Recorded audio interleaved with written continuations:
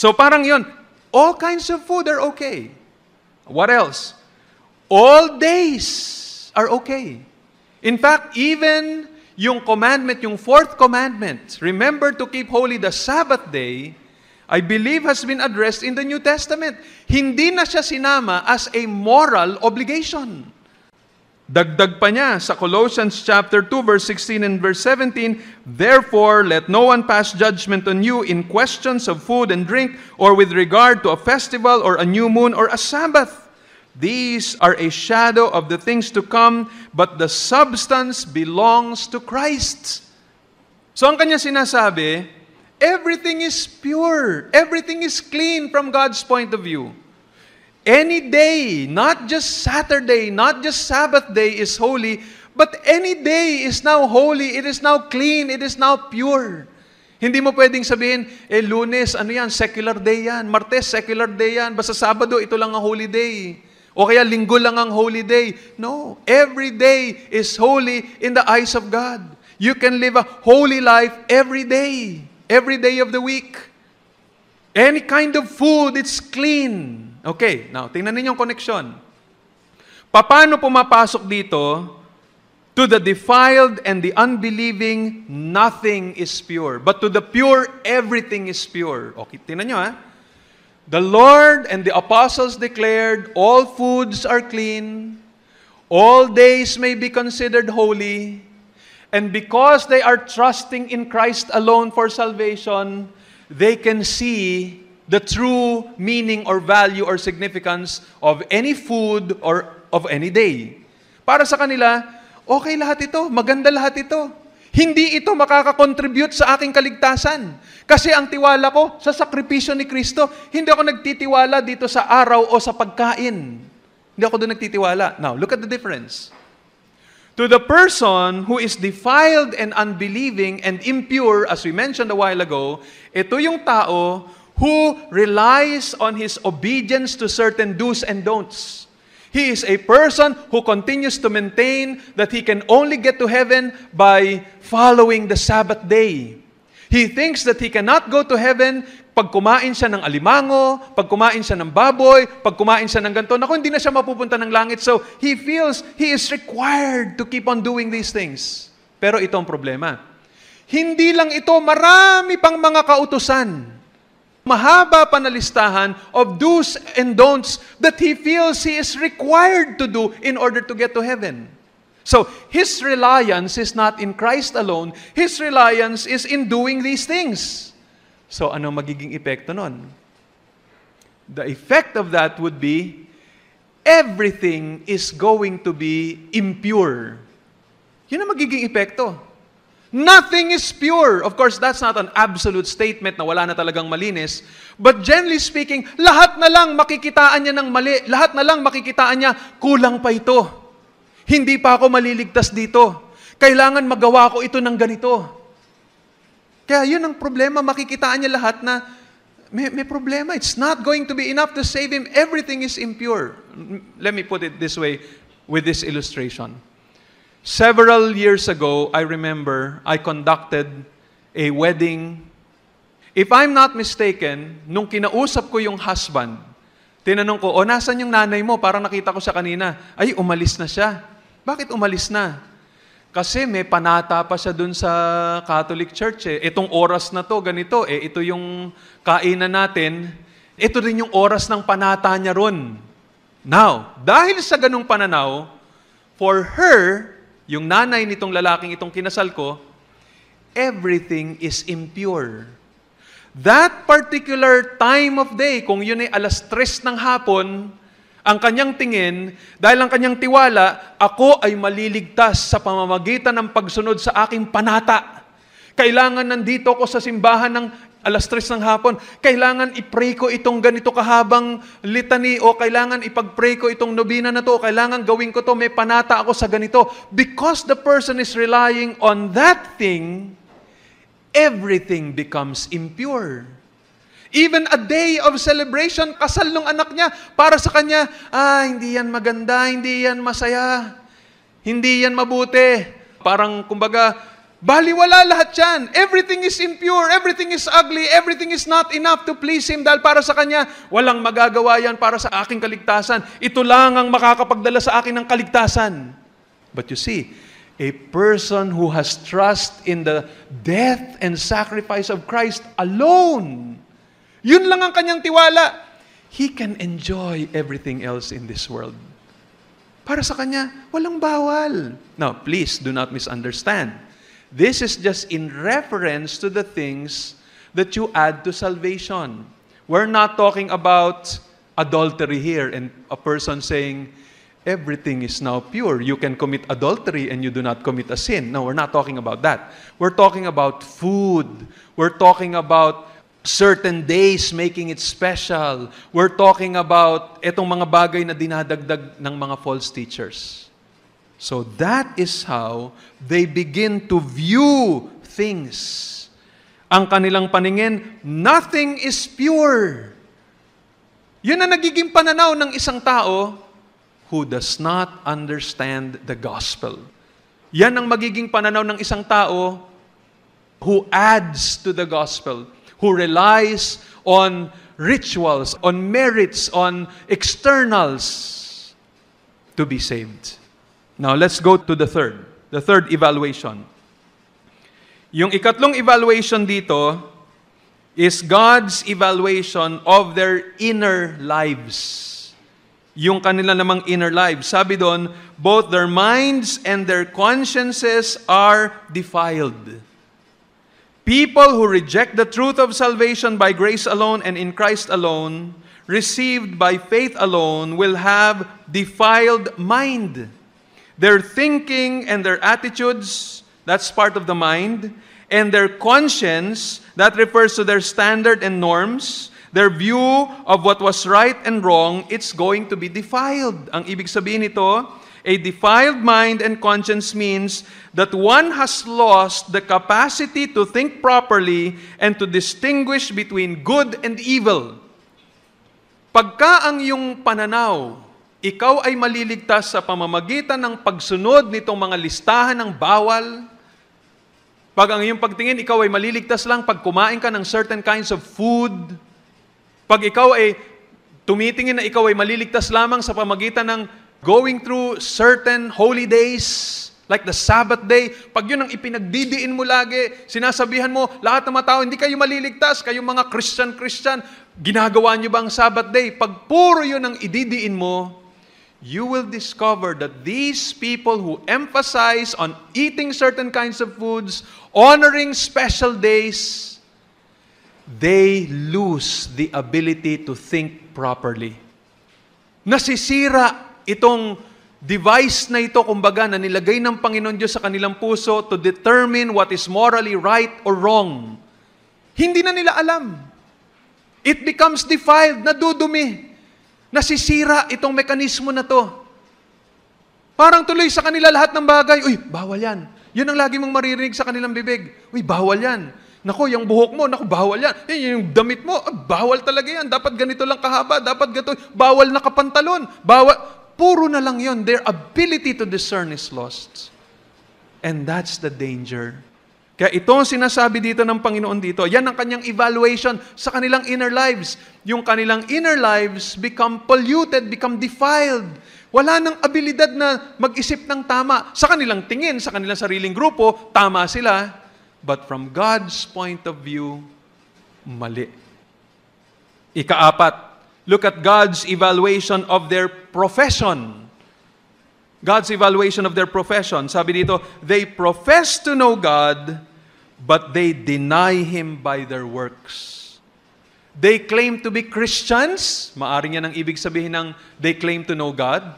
Or it could also mean they claim that they are an instructor of the foolish, katulad ng nakalagay sa Romans chapter 2, when these Jews, having the Bible, having the law of God, thought that they were better than the Gentiles, kaya sila, they can be instructors of the foolish.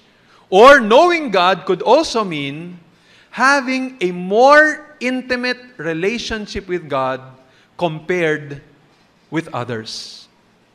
And the reason why there are some commentators who feel that this could be what Paul is trying to say is because of the word order in Greek. Normally, dapat sana ang pagkakasabi ni Paul is, they profess to know God. But in the Greek, ganito ang pagkakasulat, God, they profess to know. And every time the Greek writers rearrange certain words, which they can do, that could be an indicator that the writer is giving emphasis on certain points in the sentence. At nung sinabi ritong God, they profess to know, maaring ang emphasis dito pinapakita that these people, these false teachers, claim to have a more intimate and special relationship with God because they are adhering to rules, regulations, do's and don'ts, eating certain kinds of foods, rejecting others, etc. So ang kanilang tingin, aba okay kami. Hindi kami kumakain ng gulay lang ang kinakain namin. Aba kami, mas malapit kami sa Panginoon Diyos kasi kami talagang ino-honor namin ang Sabbath day. Kayo, hindi. So yun ang kanilang tingin. They know God. They are closer to God. They have a more intimate relationship with God. Pero ano sabi ni Paul? But they deny Him by their works. In other words, what Paul is trying to say is this. Ang evaluation ng Panginoon Diyos sa kanilang profession is that their profession is useless. Sinabi nyo pa na kayo ay may relationship sa Panginoon o may special na relationship sa Panginoon. But look at what's happening to your life. And perhaps Paul had in mind when he said they deny Him by their works, he was thinking about the characteristics that he already indicated. He was referring to their insubordination, their empty talk, their deception, their greed, their upsetting of the faith of the Christians, their lying, their gluttony. Yan ang mga bagay na binanggit ni Paul about these false teachers.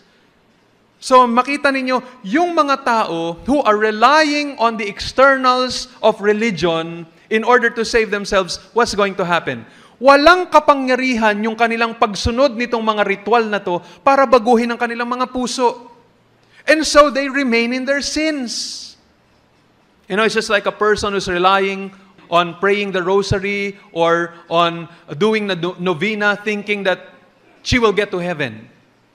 But immediately after praying, makita mo siya yung chismosa, siya yung palaaway sa kapitbahay, siya yung nampa 5-6, siya yung hindi marunong makipag-reconcile sa kanyang mga kaaway, siya yung nanunumpa ng kanyang mga kamag-anak, siya yung mahirap pakitunguhan, yung ganong klase mga bagay. And there could be many other things. Why?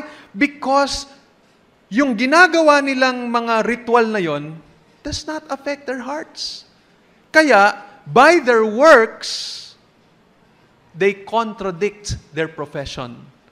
They say they know God, pero yung buhay nila, baliktad na baliktad dun sa kanilang claims. Finally, God's evaluation of their outer lives. God's evaluation of their outer lives. Sabi ni Paul, they are detestable, disobedient, unfit for any good work. Yung salitang detestable carries the idea of disgusting, loathsome, or abominable, causing horror and disgust because of their hypocrisy. Yan ang paningin ng Panginoon Diyos. Pati yung mga outward works nila.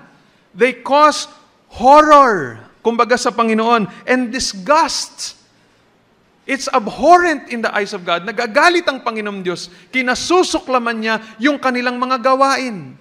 Ang tingin nito mga false teachers, katanggap-tanggap yung kanilang mga good works, but in the eyes of God, they are detestable. Pangalawa, they are disobedient. Akala nila they are obeying God, but in the eyes of the Lord, they are disobedient because God said, the only way for you to be saved is by putting your trust in Christ. Don't rely on your good works. Have faith only. Pero they insist, no, the way for us to be saved is by adding good works, adding sacraments, adding sacrifices to our faith in Christ. And so for God, they are being disobedient. And finally, they are unfit for any good work. Now, this is very important. Ang tingin ng mga false teachers, at maaring ang tingin pa ng ibang tao tungkol sa kanila, they are doing good works. because they are doing philanthropical works. No, nagbibigay sila ng tulong sa mga bata na indigent. Tinutulungan nila yung mga taong nasalanta ng bagyo o ng lindol. Tumutulong sila sa mga community, tumutulong silang gumawa ng mga bahay nitong mga taong nasiraan ng bahay. Nagpapatayo sila ng mga paaralan, and yet they are false teachers. Ano ang kanilang nasa isipan?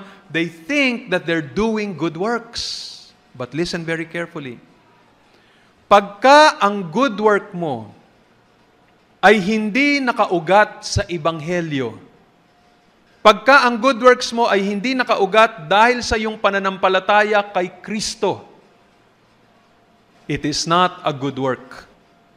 Pagka imbis na kay Kristo ka nanampalataya, ang pananampalataya mo ay nandun sa mabuting gawa na ginagawa mo para ikaw ay maligtas, it is not a good work.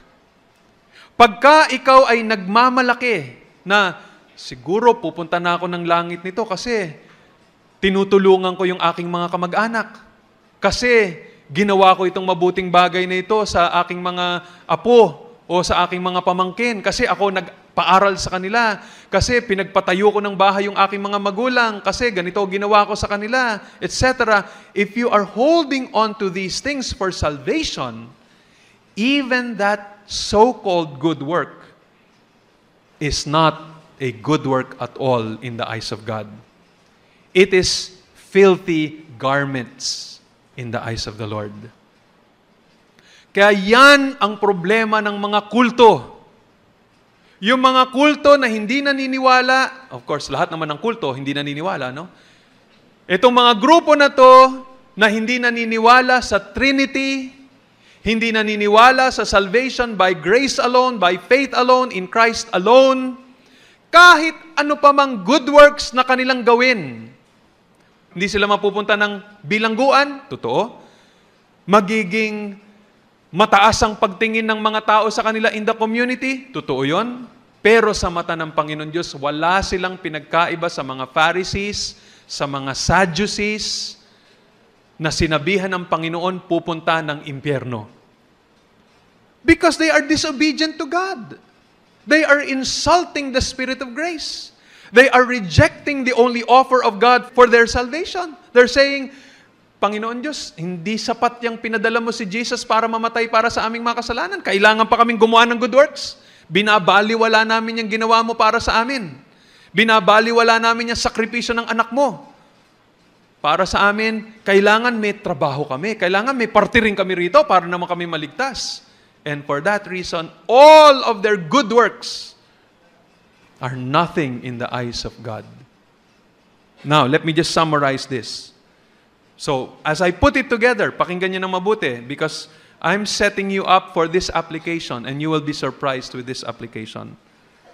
Those who rely on Jewish myths, commands of people, and reject the truth of the gospel of the Lord Jesus, God says that from His point of view, sa kanyang pananaw, they are not pure, they remain defiled, polluted, corrupted, contaminated with sins, they are unbelieving, their view of things is defiled, for them nothing is pure, their minds and their consciences are defiled, their profession is useless, they are detestable, disgusting, loathsome, or abominable, they are disobedient, and they are unfit for any good work.